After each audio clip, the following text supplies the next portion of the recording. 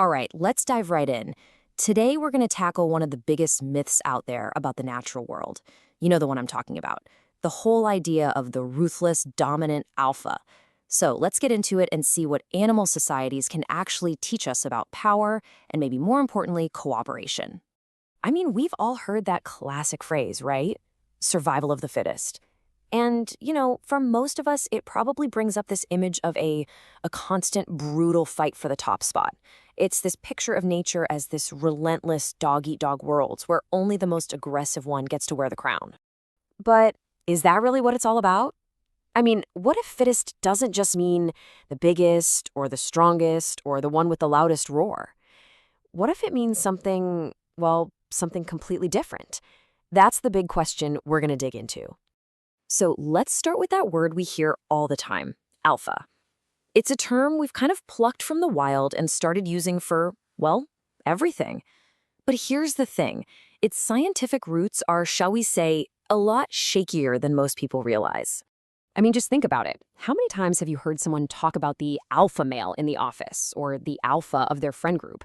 We've taken this idea and run with it, assuming it's the natural order of things, that this is how hierarchies are just supposed to work. Okay, but here's the twist.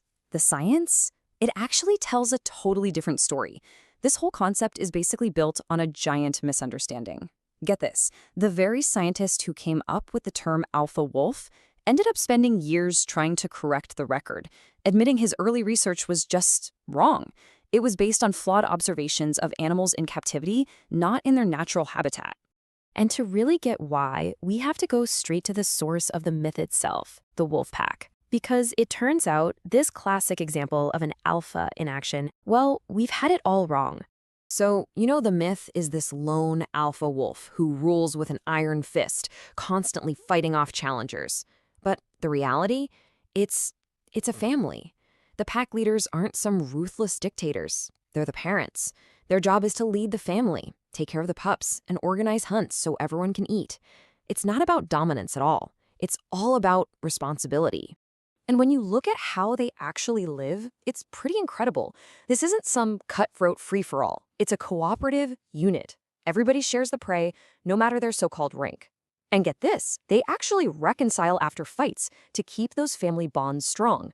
The whole system, from top to bottom, is built on cooperation. And hey, wolves are just the tip of the iceberg.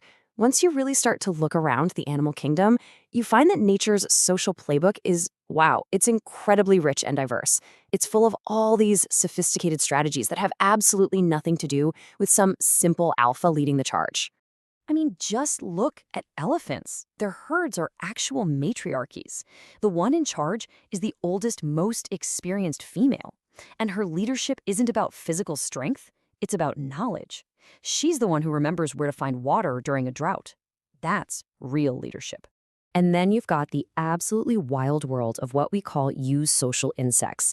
Think ants, bees, termites. This is cooperation on a whole other level.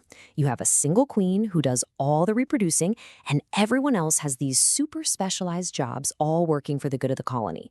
It's a totally different way of organizing a society. Even with our closest living relatives, chimpanzees, the picture gets way more complicated than just one alpha. They build alliances, they work together to hunt, and here's something really cool. They're more likely to share food with the partners who actually helped them get it. That's a basic sense of fairness, of reciprocity, right there in the wild. So the main takeaway here is pretty clear. Whether you're talking about tool-using crows or birds flying in that perfect V formation to save energy, this idea of one single law of the jungle based on pure aggression, it's just not true. Nature is way, way more creative than we give it credit for. Okay, so what does all this mean for us? This is where we turn the mirror back on ourselves. How do our own societies stack up against everything we've just seen in the animal kingdom? Well, when you put them side by side, some really big differences jump out.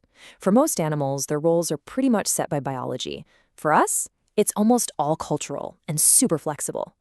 Animal cooperation is often based on instinct, but ours is built on these really complex, abstract moral ideas. And, of course, our tool use. It's not just simple, it's this cumulative technology that builds on itself over generations. Let me put it this way. An ant is born a worker or a soldier. A human learns to be a doctor or an artist. And yeah, while some animals might show a flicker of fairness, we build entire legal systems and philosophies around it. And yeah, while some animals might show a flicker of fairness, we build entire legal systems and philosophies around it. And that stick a chimp uses to get termites. It's a great tool for sure, but they don't teach the next generation how to build an even better, more efficient termite getting machine. That ability to build on the knowledge of the past, that's a huge game changer for humans. All right, so this brings us to the big wrap-up. If the whole law of the jungle thing is a myth, and if we're also fundamentally different from other animals, then where does that leave us? Well, it leaves us with a pretty important warning. Just taking a simple label like alpha and slapping it onto our incredibly complex human interactions, it's not just wrong, it's actually damaging. It lets us excuse certain behaviors by calling them natural, when the truth is, they're choices we make. And what's so fascinating is that when you look back at our own deep history, a lot of evidence suggests our early hunter-gatherer ancestors lived in societies that were way more egalitarian, way more equal. That really throws a wrench in the idea that some rigid, aggressive hierarchy is our natural way of being. So here's where we land.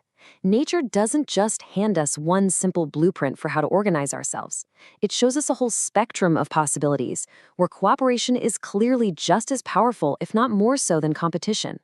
And if that's true, then it means the job of writing our own social rules falls squarely on our shoulders.